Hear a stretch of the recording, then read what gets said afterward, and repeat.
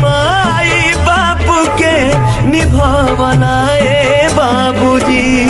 बोले के नूर नाही, चाल के सहूर ना, अंगुरी धराई के चलावला ए बाबूजी।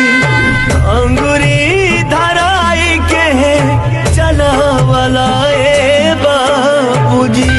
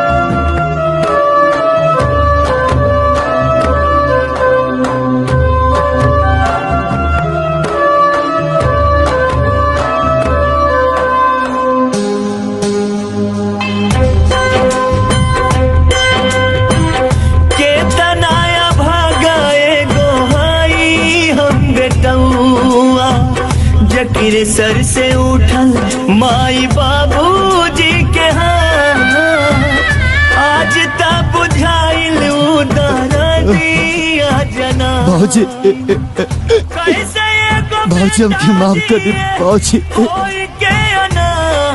बाबूजी आँखिया के खोला कुछ मुहावा से बोला। उठा उठा बाबू सुतिया होई फेरू ना।